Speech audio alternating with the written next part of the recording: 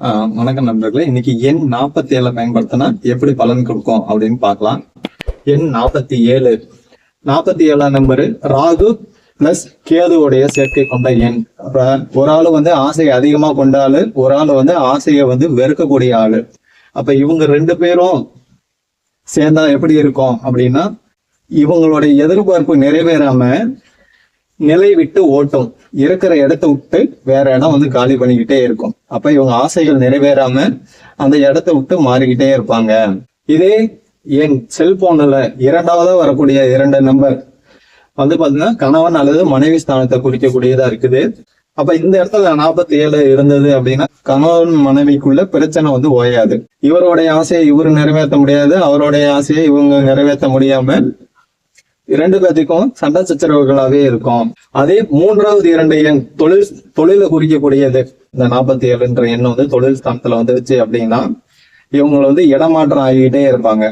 4வதா வரக்கூடிய 2 நம்பர் சொத்து ஸ்தானத்தை குறிக்கக்கூடியதா இருக்குது. பொருளாதார கஷ்டம் ஏற்பட்டு அந்த சொத்தை விற்கலாம் அப்படின்ற மாதிரி இருக்கும். வீடு கட்ட முடியாம உங்களுக்கு தடைகளை ஏற்படுத்திக்கிட்டே இருக்கும். ஒருவேளை வாடகை வீட்டுல இருக்கிறீங்க அப்படின்னா வாடகை வீடு உங்களுக்கு சரியான வீடு அமையாம இடம் மாத்திக்கிட்டே இருப்பீங்க. அதே மாதிரி தாய் தந்தையர் கூட இருக்க முடியாது. 5வதா வரக்கூடிய 2 எண் வந்து பிள்ளைகள் ஸ்தானம், குழந்தைகளை குறிக்கக்கூடியது. இந்த குழந்தைங்களுக்கு குறிக்கக்கூடிய இடத்துல வந்து இந்த 47 அப்படின்னு வருது அப்படின்னா ஒண்ணு அவங்களுக்கு குழந்தைகள் வந்து இல்லாம இருக்கும். அவங்களுக்கு வந்து குழந்தைகள் வந்து அமையறதுக்கு லேட் ஆகும்.